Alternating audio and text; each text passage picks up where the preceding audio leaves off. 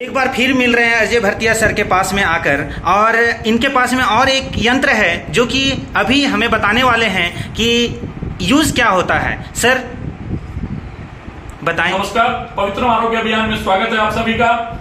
ये जो यंत्र में जयप्रकाश जी भाई साहब अपने आरोग्य भारती के प्रांत सह संयोजक बैठे हुए हैं, ये डेमो के लिए इस यंत्र में यहाँ तक पानी भर दिया जाता है और आप ये जो छिद्र देख रहे होंगे, इन छिद्रों के माध्यम से, और वहां पर एक मशीन लगी हुई है, उसके माध्यम से 40.2 डिग्री टेम्परेचर पर पानी को गर्म किया जाता है और ये पानी इसके अंदर रोटेट होते रहता है और पेशेंट को लगभग 1 से 1.5 घंटे, किसी पेशेंट को हम लोग आवश्यकता अनुसार 2 घंटे भी इसके अंदर लेटाते हैं।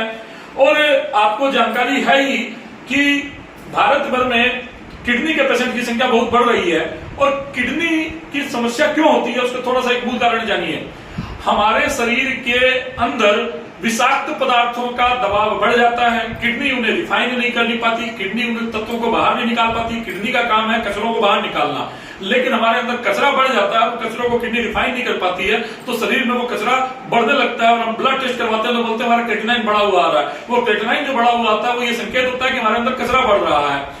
तो अब हमारे शरीर में कचरा निकालने के 3 मार्ग है, पहला मल मार्ग, दूसरा मूत्र मार्ग और तीसरा है हमारे छिद्र।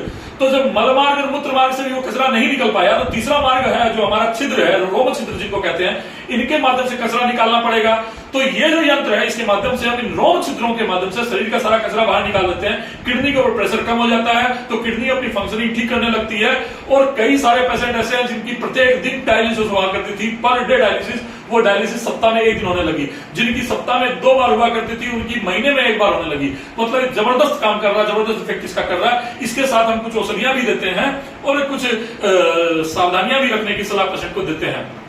सर अभी आपने कहा कि इसमें से गर्म पानी जाता है, तो जो शरीर का टेम्परेचर होता है तो कितना आप यहाँ पर गर्म पानी देते हैं जिससे कि पेशेंट 40.2 डिग्री टेम्परेचर को मेंटेन करते हैं। उस डिग्री पर टेम्परेचर पर कुछ देर तक शरीर रहने पर शरीर जो है वो, आप लोगों ने बायोलॉजी में पढ़ा होगा एसिमिलेशन की प्रक्रिया, जल और शरीर हमारा मिल करके उन कचरे को धीरे धीरे बाहर निकलने लगता है। कचरा हमारे पोर्स के माध्यम से बाहर आने लगता है और ये एकदम पूरा जो आप देखिए कभी कोई पेशेंट आने पर स्मेलिंग करता है किसी पेशेंट का लेटने के 2 घंटे बाद, मतलब कचरा इतना इस हद तक बाहर आ जाता है। सर ये प्रोसेस जो है ये कितने महीनों तक और कितने दिनों तक चल सकता है? ये पेशेंट की शक्ति, क्षमता, उसके रोग, इस पर निर्भर करता है। सर कोई डाटा बता सकते हैं क्या कि भारत में कितना स्पीड में अभी तक ठीक हुआ है इसके माध्यम से, जो कि ये पूरा का पूरा इसके माध्यम से ठीक हुआ? ये डाटा तो मैं नहीं बता सकता क्योंकि झारखंड में इकलौते हम ही लोग इस अभियान को शुरू किए हैं, लेकिन पूरे भारत में रिजल्ट आ रहे हैं और लोग प्रकृति की ओर जुड़ रहे हैं। और कोरोना काल में आपने देखा कि लोगों ने प्रकृति की ओर मुंह मोड़ लिया, प्रकृति की ओर मुड़ने लगे। लोग मैं तो समझने लगे हैं कि अंग्रेजी दवाइयां हमें एक बार की राहत देती है, इसको फौरी राहत कहते हैं, लेकिन हमारे रोगों को जड़ से समाप्त नहीं करती है और रोग और विकराल होते हैं, अन्य रूपों में रोग बढ़ते जाते हैं। बहुत बहुत धन्यवाद सर इतनी अच्छी जानकारी के लिए।